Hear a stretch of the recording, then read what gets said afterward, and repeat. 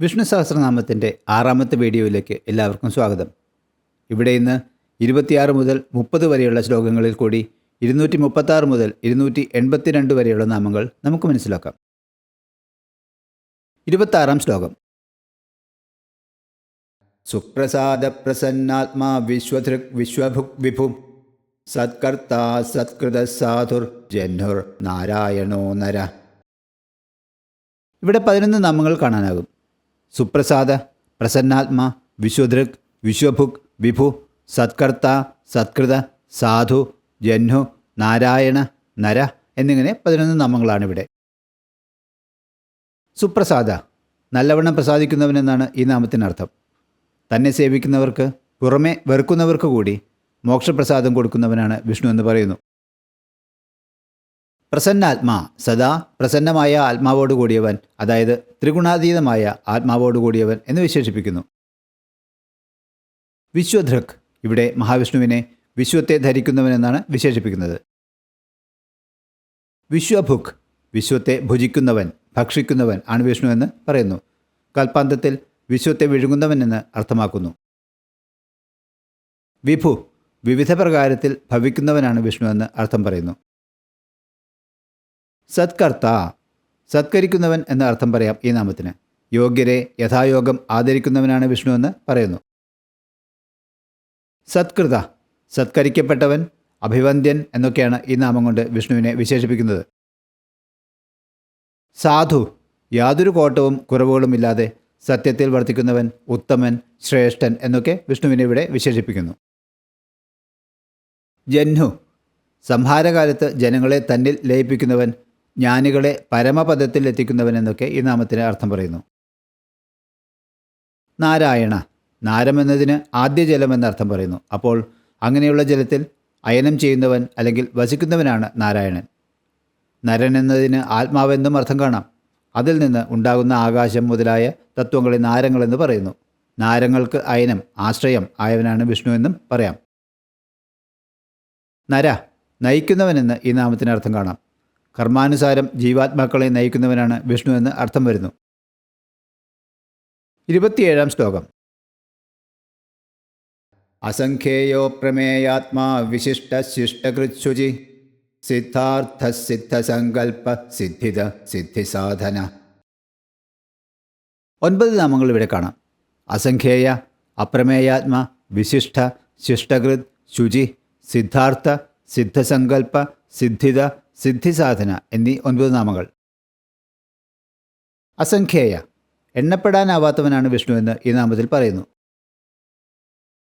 അപ്രമേയാത്മാ, പ്രമാണങ്ങളെ കൊണ്ട് ഗ്രഹിക്കുവാൻ കഴിയാത്ത ആത്മാവോട് കൂടിയവനെന്നാണ് ഈ നാമത്തിൻ്റെ അർത്ഥം. വിശിഷ്ട, വിശേഷാൽ ശിഷ്ടനായവൻ എന്നാണ് ഈ നാമം വിഷ്ണുവിനെ വിശേഷിപ്പിക്കുന്നത്. നിരാകരിക്കാൻ കഴിയാത്ത അവസാനത്തെ ശക്തിവിശേഷമാണ് ഭഗവാൻ വിഷ്ണു എന്ന് പറയുന്നു. ശിഷ്ടകൃത്, ശിഷ്ടമെന്നതിന് ശാസനമെന്ന് അർത്ഥം കാണാം. അപ്പോൾ വിഷ്ണു ശാസനം ചെയ്യുന്നവനാണ് എന്ന് കാണാം. ശുചി, ശുദ്ധൻ, നിർമ്മലൻ, കളങ്കമൊന്നും ഏൽക്കാത്തവൻ എന്ന് വിഷ്ണുവിനെ ഇവിടെ വിശേഷിപ്പിക്കുന്നു. സിദ്ധാർത്ഥ, ആഗ്രഹിക്കുന്നതെല്ലാം സാധിക്കുന്നവൻ, നേടുവാൻ ഒന്നും തന്നെ ബാക്കിയില്ലാത്തവൻ എന്നർത്ഥം പറയാം.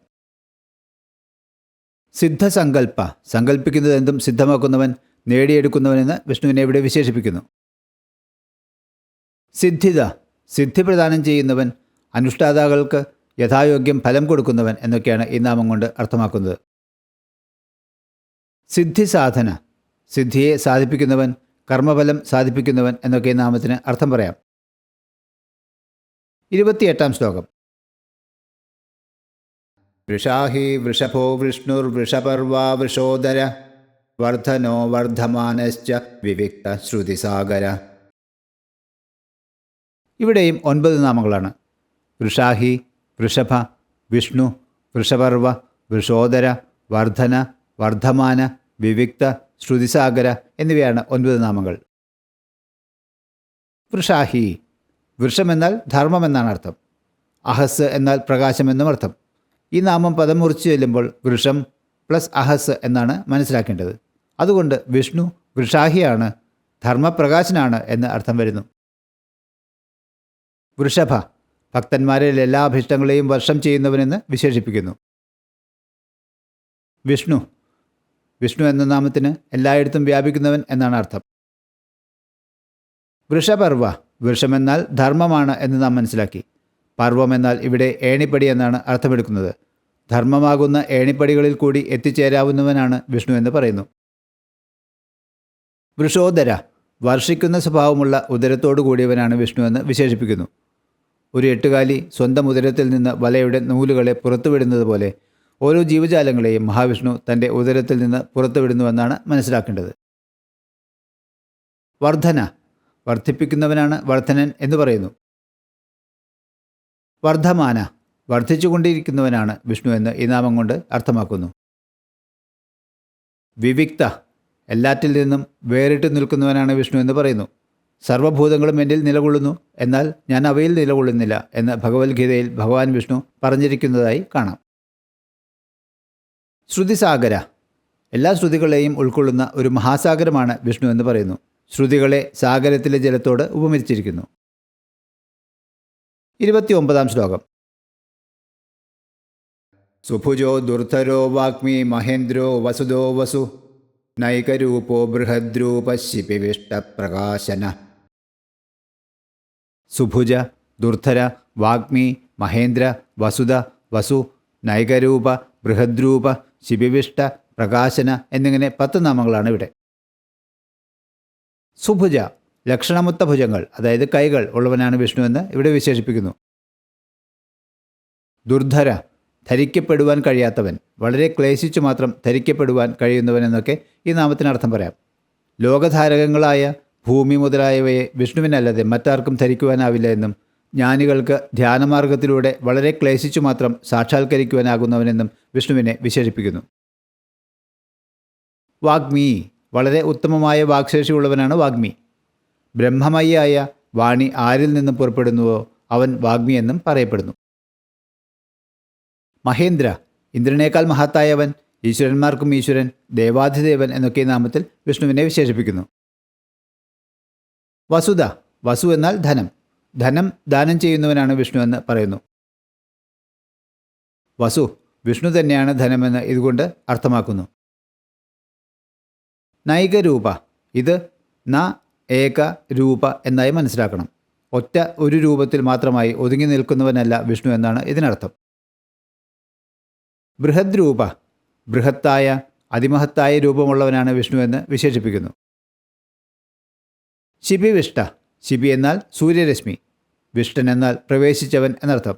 രശ്മികളിൽ പ്രവേശിച്ചവനാണ്, രശ്മികൾ വഴി എല്ലായിടത്തും വ്യാപിച്ചവനാണ് എന്ന് ഇതുകൊണ്ട് അർത്ഥമാക്കുന്നു. ശിബി എന്നാൽ പശു എന്നും അർത്ഥം പറയാം. അപ്പോൾ പശുക്കളിൽ യജ്ഞരൂപത്തിൽ സ്ഥിതി ചെയ്യുന്നവനാണ് വിഷ്ണു എന്ന് പറയുന്നു. പ്രകാശന. പ്രകാശിക്കുന്നവൻ, വെളിച്ചപ്പെടുന്നവൻ എന്നൊക്കെ ഈ നാമം കൊണ്ട് അർത്ഥമാക്കുന്നു. 30-ാം ശ്ലോകം. ഓജസ്തേജോദ്യുതിധര പ്രകാശാത്മാ പ്രതാപന ഋക്തസ്പഷ്ടാക്ഷരോ മന്ത്രശ്ചന്ദ്രാംശുർഭാസ്കരദ്യുതി.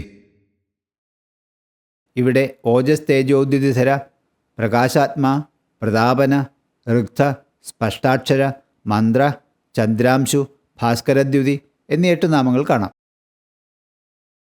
ഓജസ് തേജോദ്യുതിധര.